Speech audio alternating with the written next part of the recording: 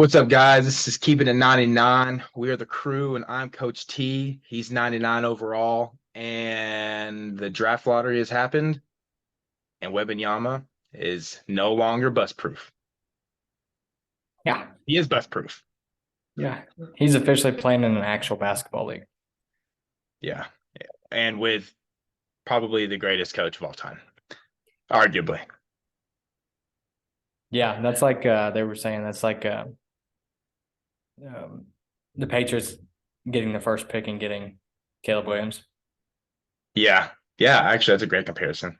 It's funny because I feel like the Spurs have been so irrelevant. Like you just don't see Pop in the news like nearly as much anymore. I kind of forget about Pop.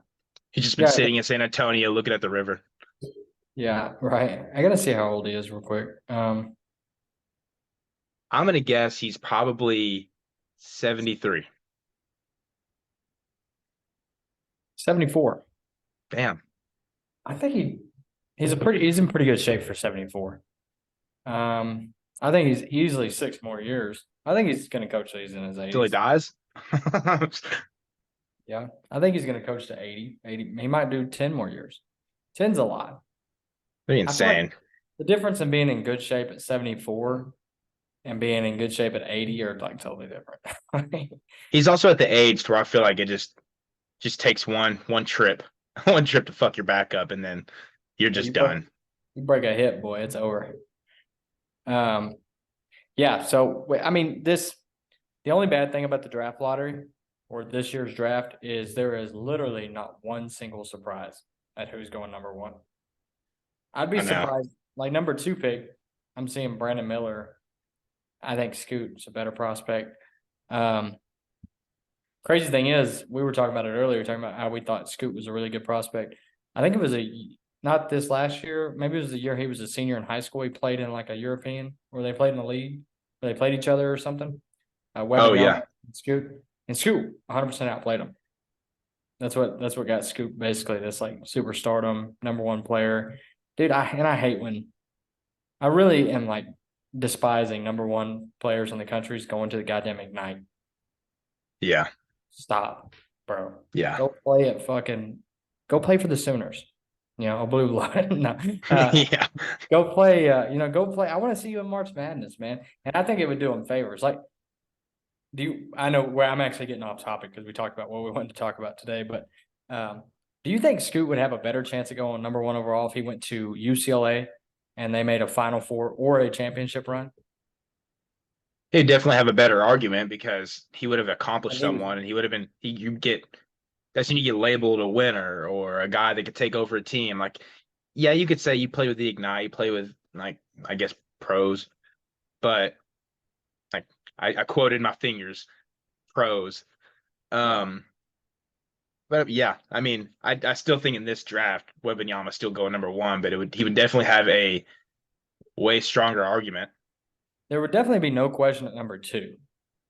Yeah, yeah, Because look how bad Brandon Miller was in the NCAA tournament, but he still is number two. The problem was like he goes to the Ignite, and every one of these top players that go to the G League, and they don't have good seasons.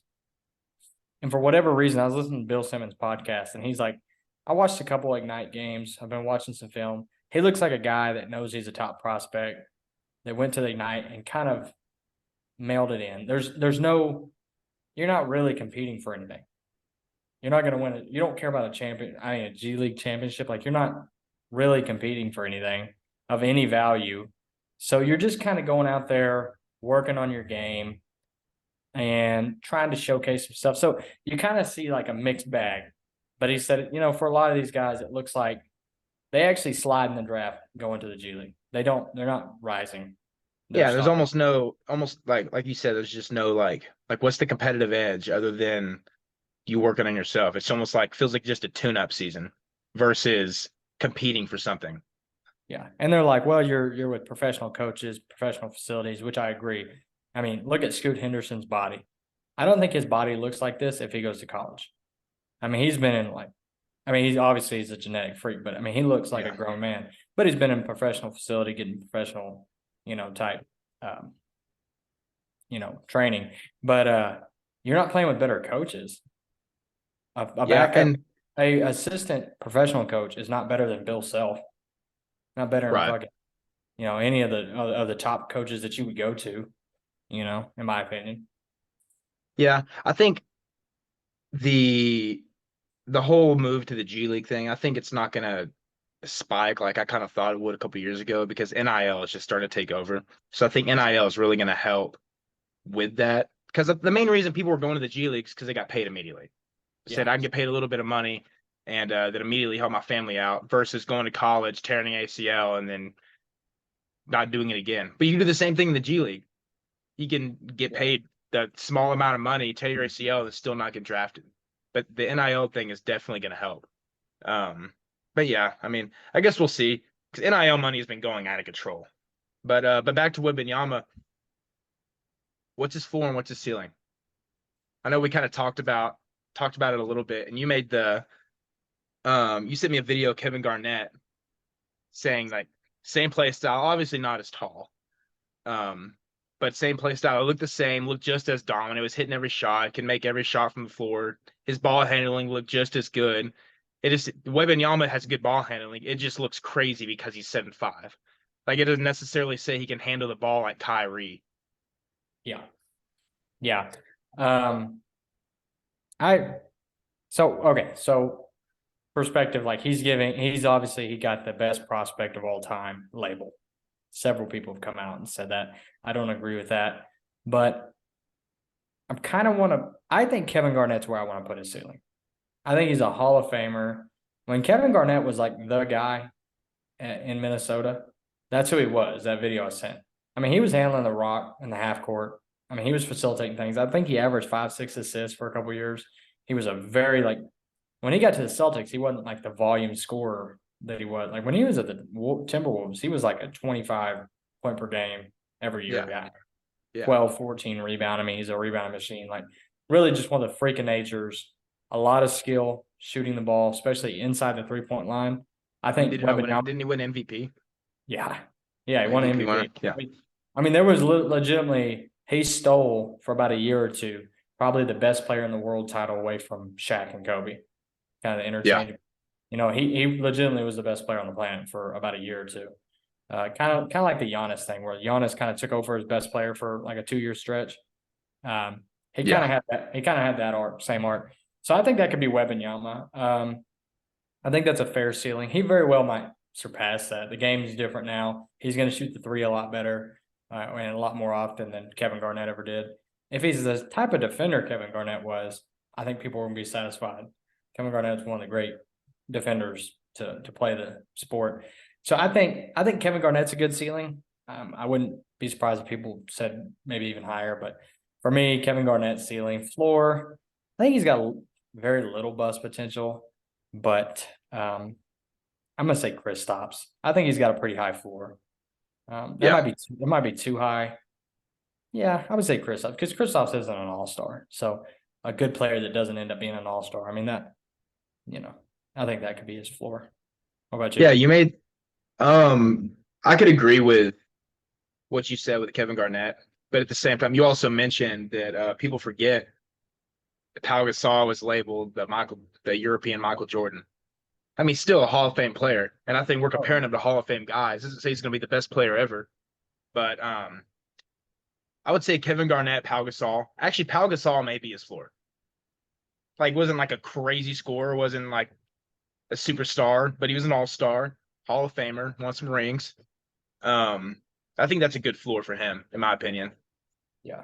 Oh, But Pau Gasol was crazy good. And like if you look up some, I mean, he was a Pau Gasol like in his first, when he was very like really young in the league. I mean, he was like an athlete. yeah, Uh, kind of people kind of forget that Dirk was a really good athlete when he first came to the league because he yeah, just moved really well. yeah, Um, but yeah, and I think you're I want to touch on him being labeled as the greatest prospect of all time. LeBron, I mean, there's no question LeBron is still. It's not even close. I think it's just been 20 years. LeBron yeah, is by far the most hyped up basketball player you can ever. They made a documentary over LeBron before high school player documentaries are really a thing. Yeah. Yeah. I mean, yeah. LeBron is 100% the best prospect of all time. He like we were talking the other day, like he is what you would if you were going to make a perfect basketball player in a lab, you would make LeBron James. You wouldn't way Or before you. you make Wembanyama. Um, I I'm not even sure coming out of high school or coming out of college, whatever you want to call it, coming out of the closet. I'm not even sure he's a better prospect than Shaquille O'Neal. I mean, Bill Walton was like mentoring Shaquille O'Neal coming out of LSU. And if you watch the documentary of his Orlando Magic, like um, Bill Walton was saying that Shaquille O'Neal would be the best player of all time. But like, remember what Shaquille O'Neal used to look like? Yeah. You He know, was the like in the diesel. Orlando days and the clips of him taking a rebound and going coast to coast. Obviously, he never became that because he never developed any semblance of an offensive game that left the low post block. He never developed even anything close to a jump shot, never developed even a free throw. He couldn't keep his weight under control. But you're just talking about a prospect, um, the most athletic person on the court, the most, still one of the most skilled. I mean, his touch. I mean, I feel like people just think, and I know, and the reason I say this is because this is what I thought. Shaquille O'Neal, I used to think was just like dunks and blocks and fat. Dude wasn't like touch around the rim, like his post skills Yeah. He was are, good. or like, I mean, he would shake you down there, like in the post. I mean, his post skills were incredible. His jump hooks, like he had crazy touch. I mean, so coming out, you're talking about a 7'2", 260-pound man who is faster than everybody, can jump higher than everybody, stronger than everybody at 19 years old, has more touch than almost everybody, but maybe two players in the league at the time. It's like, Gonna keep everybody out of the post on both sides of the ball. and even again, not to get off track, but even Tim Duncan as a prospect. I know Tim Duncan was a little bit like more, he was less of the athlete. He was more of like just really good at basketball. But I mean, he was a really good prospect. I mean, he's an all NBA player his first year as a rookie. I mean, Yeah. Well, I just don't know that much about the younger days of Tim Duncan. I mean, obviously, I know a lot about Shaq. I think I know a lot about Shaq because of that documentary. But yeah. um, but yeah. So then, what do you think? What's the under over for wins for the Spurs this season? This next season? Really going to depend I on I know we haven't gone through the off season. He hasn't even been drafted yet, but he's gonna go to the Spurs. yeah, yeah. Well, I think the Spurs will try to make a move. I mean, I think the Spurs will really be in the market for another good player, maybe even Chris Paul. I mean, legitimately, Yeah. they may be in the. I mean, I think they'll kick the tires, Clipper Nation and say, "Is Paul George available?"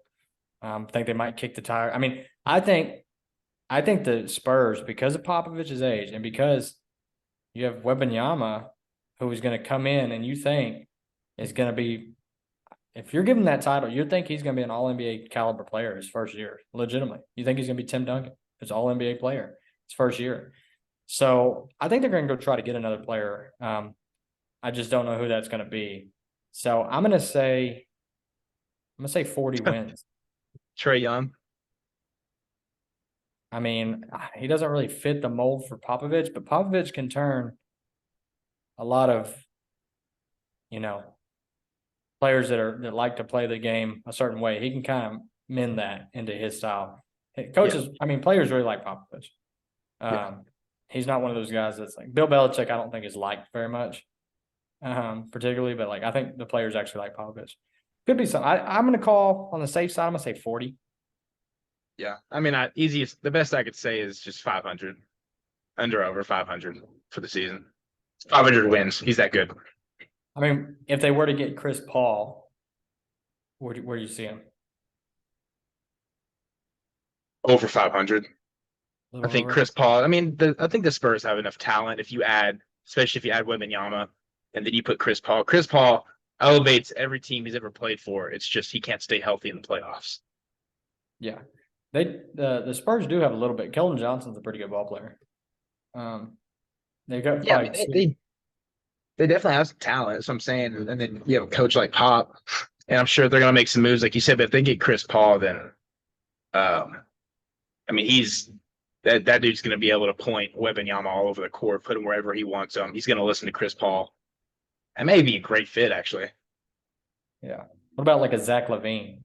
I don't think Zach LaVine fits the culture as much and probably wouldn't want to go there, but I'm not huge on Zach LaVine. I'm just thinking like I think there's a few guys on the low end that they could get still without hitting the home run this year because they got like 55, 50, like 60 million in cap space. They can get whoever they want on the open market. I mean, I see Zach LaVine going to the Spurs and looking something like Rudy Gay going to the Spurs. Yeah. Yeah, that's not bad. Okay, last one. Let's say they really just absolutely knock it out of the park this offseason, and they get Draymond Green and Chris Paul. And maybe add some shooters. Um, I'll say I'm still just going to take over. I don't want to say 50 wins. I'll still just say over 500 wins, 500 percentage. But I got one for you then. Okay. Kyrie. They get Kyrie, they win over 50. Yeah. If they get Kyrie, they have a legitimate chance to be in the number one seed. I think people just forget like really how good Kyrie is. Yeah. Yeah, because I like some of their pieces. Like I said, like they were a play-in team 2 straight years with a bunch of young talent, and all they did was get rid of DeJounte Murray.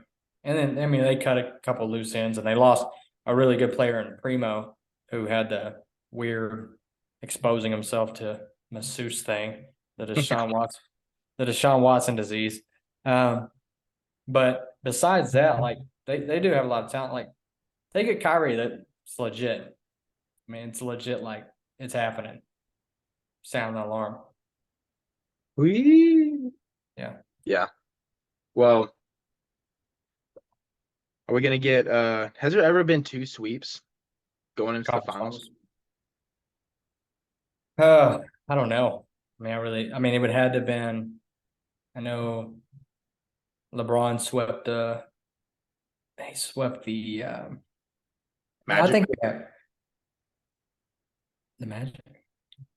when he played for the Cavs, then he got swept by the Spurs. Oh, yeah. When he went back to, I think it's when he went back to Cleveland, or he might have still been at Miami. They played that Hawks team that won like a whole bunch of games. I think they swept them, and I know Golden State won it in the West that year. I can't remember who. I don't think Golden State swept. I think they won in like 5 or 6 against maybe the Spurs. But it was like I'm sure. back to back years. I mean, they swept the Raptors in the conference finals one year. That could have been it. The year they swept the Raptors, because I know that the Trailblazers made it to the conference finals one year and got swept by the Warriors. I mean, I'm sure it's happened before. I just can't. I couldn't recall off the top of my head, but insane. I That's don't about think. that. I mean, an 8 seed has definitely never made it to the finals. I don't think, and I know an 8 seed definitely has not swept a 1 seed. No, they haven't. The New York Knicks in '99 as an 8 seed made it to the finals. I'm assuming they lost. Yeah, they lost to the Spurs, I believe. Yeah, they made it to the finals, but the 25-point win was the biggest win a 8 seed has ever had in a playoff game. It's crazy. Really? Yeah. They beat the shit out of them. I think Yeah, wasn't there's no competitive. way that. I know we talked about this. The Lakers are getting swept tonight. Yeah. It's no doubt about it. And then I think it could either be a really good series in the finals just because Hemi keeps being Hemi, or I think it could be a clean sweep. Well, I was thinking about this earlier. So I mean, let's not even talk about I mean, it's gonna be Nuggets Heat. Not the ideal matchup for the NBA. I know they're not real happy with that. They had a chance at Lakers Celtics, and they got Denver Heat, which is just there's no history between those teams at all. But I was thinking about this. Like, I don't think Jamal Murray. I think he's going to have a tougher time against this Miami defense, obviously. But I just think they don't have. I mean, I like Bam. He doesn't provide enough like offense to like make Jokic work hard enough on that end. I mean, if Bam were to shoot a 7-foot shot every time down, the other team would be thrilled because he would not make 50%. Like he's just not that good offensively. Um, so I just think Jokic is on as good as Jimmy Butler's been. Jokic is just on a way different level. Yeah. Way different level. I don't even. I mean, it's just insane. And he's not even playing. He didn't even play good last. He hadn't even played good this series, really. And he's still probably been the. I mean, well, I'll say Jamal Murray's been the best player on the court for him, but he hasn't. He hasn't played very good this series, really. But I mean, I just like the coach. I mean, I like Denver's coach better. I think he's going to make adjustments. Unlike this Celtics coach. I like the people they can throw at Jimmy Butler. Like Aaron Gordon can really play defense. Michael Porter has committed to play defense this year. Caldwell Pope is going to be the primary guy on him. Like it's just Bruce Brown is a really good defender coming off the bench. The Kansas kid, Christian Brown, like he's a really, really good athlete. I think, unfortunately, I think I'm not going to count out the Heat to like not make it competitive or even win it. But I mean, the talent gap is tremendous. Yeah. And I know this is kind of far fetched, and it's like it's a different team, different scenario. Like you can't just carry it over each year. As a fan, you could say it, but is there a party that says Denver's just gonna give it up again, just choke it away again? They might. I mean, they really might. Like The only reason I give the Heat so much credit is because of how hard they play. They oh just yeah, play so freaking hard. yeah. I mean, the Heat will have a good chance. I mean, I don't think it's a sweep. It could be a 7-game series. I think Denver has the best home court advantage at Mile High. But dude, the other day, Jamal Murray got off to a crazy start and just shot himself out of a good game. He started the game like 10 for 15 and ended like 15 for 30. Like the dude just kept hoisting and and I get it, you're feeling it, and he still had a really good game, but it just felt like I just hope there's not too much of this. Every game Jamal Murray comes out like they keep doubting me. I'm one of the best guards in the game. It's like, okay, man, we get it. You're getting your respect now. It's like I almost think there's kind of he's really, really trying to show it, and like that could be his downfall. Michael Porter Jr. is just a ball stopper, dude.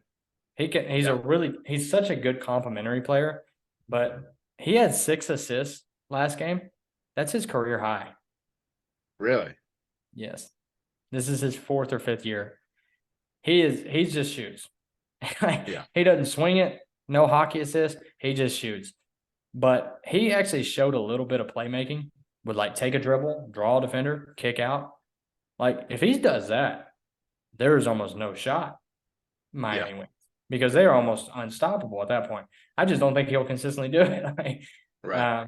One thing is he's like 6'10", crazy athlete, does not want to drive the ball into the paint. He just wants to shoot. He wants to shoot that 1 step inside the 3-point line fucking jumper. Just He's just two. such a Yeah. he's The just worst such a shot in NBA. he's such a frustrating player. So I mean they can kind of beat themselves is what I'm getting at. Like they can really play into the Heat, which I think they will a little bit. Yeah, they can just beat themselves off. But I think they will play into the Heat a little bit. Like I think the Heat are very smart. Jimmy Butler's very smart. Jimmy Butler like consistently baits other players into making bad decisions, like getting them riled up. You're not that guy. Yeah. Like Yeah. I love Jimmy Butler and Eric Spoelstra. And yeah, Eric Spoelstra. Great yeah. coach. Who's a better coach? Like they're gonna have a better coach. They're gonna be the harder playing team, and they're gonna have the more clutch player. So Yeah. they're gonna have a good chance. How do you think it turns out? Who you calling? I'm still calling Nuggets. I'm gonna say Nuggets in 7. I know that I should say Nuggets, but I'm gonna ride the Jimmy train all the way down. I don't He blame you, just man. he keeps winning. He may be Michael Jordan's kid. I think he is. His pictures are insane. They He literally really, look like they're just like Michael Jordan. yeah. But I don't know. He keeps winning, and until someone beats him, then. But yes, the talent gap is pretty big between those two teams. It was also pretty big when they played the Lakers in the finals a few years ago, and he willed his team to 2 wins in a series. Like they should not have won either one of the games. Like, Yeah, that was when I first saw. That was when Jimmy Butler was just hanging over his knees, tired as hell. He's been playing his ass off. That was the first time I was like, damn, this dude plays like hard as fuck. dude, I think it was like at the beginning of that playoff run, and Jimmy's just like willing his team every game, every round. I tweeted, Jimmy Butler is who we all wish Russell Westbrook was. Dude, I got so much hate from like Brady Henderson and Devontae Finch. All these people are like, oh, I don't know about that one, Chief. And I'm like, I do. I really do know about that one, dude. Like, Yeah. there's a difference in playing just hard, just for the sake of playing hard, like Russell Westbrook, and there's a difference in being what Jimmy Butler is. He plays harder than everybody, but it's like good things happen. Russell Westbrook will play hard and then fall on his face and the ball go in the second fucking row of the stands. Like, he's fucking playing hard. He's giving it all he's got sometimes, but it's like, it is what it is. But yeah, Jimmy Butler is one of the best playoff performers of all time. Best, maybe the best, if not second best I've ever seen. Yeah, unbelievable. Yeah. Jimmy Jordan. Speaking of guys that were not very good in the playoffs, it's a sad day for me because I was a big fan. But Carmelo Anthony retired today. Yeah, he was one of my first jerseys growing up. Had a Nuggets jersey. Loved it. He made me fall in love. I didn't watch a lot of college basketball back then, so uh, I was pulled for Syracuse just because of Melo, and I still do. But yeah, guy, a guy that never won a championship, got close. Just another Charles Barkley. Yeah. I'm trying to pull it up here because I remember it from years ago. It might surprise you, but his his Penis? play his playoff series stats are just not, Ass. not very good, man. Yeah, he was more so just fun to play with in NBA Live when you had him, J.R. Smith, uh, Kenyon Martin. Did they have Jameer Nelson ever? No, they didn't have Jameer Nelson. Trying to think of other players that were on that team. He I don't won. know. How many playoff series do you think he won in his? So he made the playoffs. There, I mean, again, he was a really, really good player. From 2003, when he entered the league, he made the playoffs every single year until for basically 10 straight years. And then, New York kind of got bad, and then he made it, 3 straight years from 17 to 20. So he made the playoffs 13 times. He won 3 playoff series. Just Really? 3. I remember him always getting knocked out in the first round, but He got knocked out in the first round like 5 straight years to start his career. Then he went on an Eastern Conference run where he took the Nuggets to the Eastern Conference Finals against the Lakers. They lost in 6. And then he didn't win another playoff series. He got to the Knicks and he won 1 series. And they were up 3-0 in the first round, 1-7. I think they had a player go down. I can't remember, like one of their really important players at the time got hurt because they kept playing. They should have closed them out, didn't. And they lost to the Pacers in 5 the next round. yeah, at least he got a ring. Syracuse. So he is one of, again, he's one of my favorite players of all time. Really liked watching him. Always kind of liked I always kind of wanted to like the Knicks because it was like it was always fun to watch their games, because the place was so electric. So Yeah. I always like to watch the Knicks. And again, he was so broken on 2K. And I'd always try to get him a championship and stuff. But sad day. He's one of those guys that he never really had a very good team. I mean, it's not all his fault. But being a Hall of Famer, all NBA player, he should have won more. But he didn't. But he still never really had. I mean, who was the best player he played with besides LeBron and Damian Lillard late in his career? In his prime, Yeah. I don't remember how good Amari Stoudemire was at that time, but maybe Amari Stoudemire. And Mario Stoudemire was really good for that, but that was like 1 year. He was basically toast after that. He went from like really, really good that first year in New York to like okay. And then he caught the end of Allen Iverson's career. So he's a. Honestly, Allen Iverson may be the best player he's ever played with. I think I feel like he I'm. was still really good. It just didn't work out. I think Amari. I would give Amari the. I would definitely give Amari the best because he was definitely the best at the time. I think he was better than what AI was at the time, but it was just like 1 year. And again, it was just AI with like 1 year. He never really got like continued good teams. Part of that's his problem. He was consistently one of the highest paid, if not the highest paid player in the league every year. Got Um, his bag. he got his bag. So just put some respect on his name. 10-time All-Star, 2012-13 scoring champ, 6-time All-NBA, Rookie of the Year, or All-Rookie team, sorry. And he scored somewhere in the 20,000th of points. I can't remember exactly. He got up into like 25, 26, I'm pretty sure. I recently looked.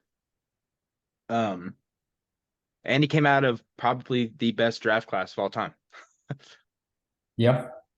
in '03. Yeah, he did. I mean, again, he's one of those guys. Like, I think he he scored 28,000 points. There's only a few players that have scored in the 30s. So I mean, he got pretty close to being a 30,000 point scorer. He had 10 assists his whole career. Yeah. Yeah. Uh, no, yeah, I think he lived up to expectations too. I mean, he became a Hall of Famer. Um, Yeah, I mean, it just sucks he didn't win a championship. That's really the only biggest thing is sucks that even he try was. to. Yeah, I agree, but it sucks he wasn't really ever close. He I never know. was even close. Besides the conference finals run, he never was even close to the championship, like at all. Like, like if Dirk would have never won one, he'd have been close. He'd been one of those guys like Charles Barkley was close. Yeah. Um, Melo just never sniffed it. he never He even got got. a tiny whiff, but He got yeah. So, um, then I that's guess in honor. Oh, were you going the same way? I was about to go the same way. Oh, go ahead. Take the reins. I In think we're honor, both feeling it. yeah. Thinking of players that have never won it, some good ones. There's a lot of Hall of Famers. There's a lot. And I'm feeling like a Hall of Fame coach. I've also never won one. Let's put together our starting five of players that never won a championship. So we're going to go kind of a snake draft, but we're going to start at the point guard position and go down. And they need to be true to that position, close. I mean, you can't have 3 point guards. You Yeah. need Yeah. guys, Yeah. Yeah. Yeah. Yeah. guys Yeah. that play the position. So I'll give you first pick at a point guard, never won a title. Let's see what you got. And then I'll go point guard, shooting guard. It's so nice of you to give me the first pick of the point guard. That way you can go guard. Yeah, no problem. All right, then I'm gonna have to go John Stockton. Wow. John Stockton, floor general, all-time leader in assists, all-time leader in steals, can play both sides of the ball. I'm actually surprised you went John Stockton with Chris Paul on the board, and surprised me. I'm going to go number one. I'm going to go Russell Westbrook. Russell Ooh. Westbrook is going to go down as one of the most decorated, stats wise player. Played in the finals, has played in multiple, I think 3 or 4 conference championships. He'll also go down as a successful playoff performer, but those were about the first 8 years of his career. He hasn't been as successful later half. I think he's won 1 playoff series, in the last 6-7 years. So I'm going to go Russell Westbrook. And number 2, this one's kind of tough, but I'm going to go James Harden. James Harden's going to be all. I mean, these are obvious Hall of Famers. Obviously, I know they're not. Yeah. I mean, these are obvious Hall of Famers. So I'm going to go 2 Thunder Boys, Thunder Buddies. James Harden been close. James Harden himself has gone to a finals. He's also gone to a couple conference finals. He's played in a couple Game 7 conference finals, if I'm not mistaken. Like, he's been pretty close, but hasn't got it. And I don't think he will. Same with Russell Westbrook. Well, all right. Speaking of playoff performers and a sharpshooter, top 3 all time, my shooting guard's gonna have to be Reggie Miller. Oh, that's a good one. Reggie Miller. Yeah. I'm building a championship starting 5 right here.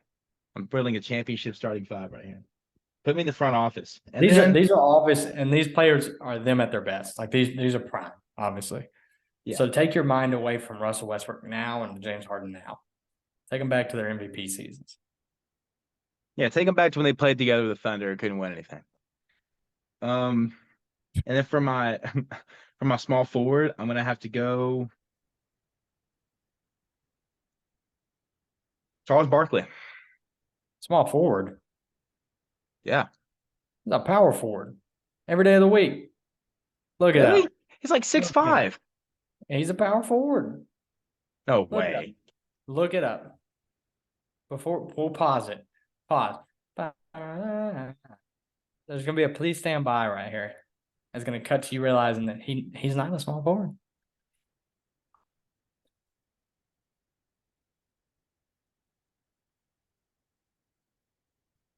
Fuck. Oh, I just wasted my power forward pick, I guess. Or do I just go back? You gotta give me a small forward. Okay. Elgin Baylor. Elgin Baylor. Did he not win one? No. Averaged like 25 points and 14 rebounds for his career. Never won one. Guy's a hustler. Also like 6'5". All right. So I guess you can have your small forward and your power forward. Small forward, I'm going to go, much as I would like to actually go Carmelo here, I'm going to go. He'll be an honorable mention. I'm going to go the guy that kind of fits the makeup of my team here. The thing is, small forward is like the most successful position. The good small forwards win it. I know. The really good ones win it. Give me Dominic Wilkins. That's a good one. He fits. And then for my power forward, give me the mailman. I fucking hate you.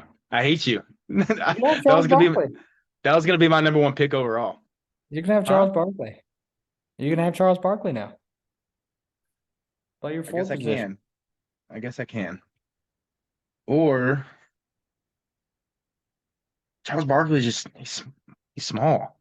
He's a small guy. Hey man, he's always been small. He's winning MVP. He's taking his team to the finals, bud.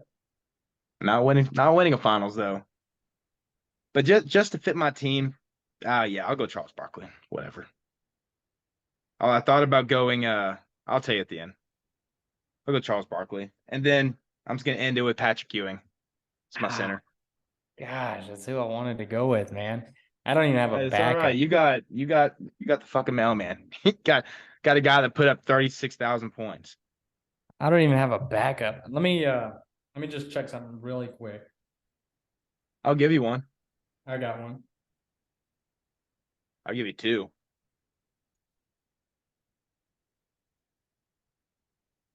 I think I got the perfect one. I think I got the perfect one for my team. Let's take Dikembe Mutombo. I knew you were. That's exactly who I was going to give you. I mean, you're not. You're not scoring on my roster. Listen, Russell Westbrook, mailman, pick and roll, little pop, or you got James Harden doing the same thing, little pick and pop. Dominic Wilkins playing defense, slashing to the goal. You can't score. We don't have a lot of shooting, but listen, okay. Maybe we'll have to put this team on 2K. Put this Might team have on to- 2K and simulate them. Well, who might would have your to- six man? Who would your six man be? Six man, Carmelo. Melo. Give me some scoring off the bench. Or Damian Lillard. I'll think- take I'll take Chris Mullin. I thought he won one. Oh, Really? never won one. Chris Mullin, the sharpshooter. It's kind of hard because like Another one is AI. I just didn't want him to be the forefront of my offense. AI actually be a pretty good six man. I need some shooting. I need somebody to come in, stroke that thing, Cuzzo. All right, well, I guess we're gonna have to put these teams on 2K if either one of us owns 2K because we're not nerds and don't buy video games anymore, unless it's Mario Party. Which, by the way, I got the count up here for you. I'm winning a Mario Party wins 1-0. Who'd you play? Yeah. You? Nah. Yeah. Must be my little cousin that was playing you. Nah, it was you. He's 4 It was years you. old. 4. So what did you had John Stockton, Reggie Miller. Stockton, Reggie Miller, Elgin Baylor, Charles Barkley, Patrick Ewing. Boy, neither team can really shoot. At all. But I feel like maybe that's why. Maybe that was just the hint to what the NBA is now. But it was gonna be just a bunch of guys that couldn't shoot. I mean, Yeah. every single one of my guys, none of my guys played past 2002. I don't think. Reggie Miller. None of my guys played past 2005. Yeah. Well, Crazy. I think mine wins. I'm gonna have to download 2K now. guess we'll see. Maybe put on one of the old 2K14. 2K12. Ooh.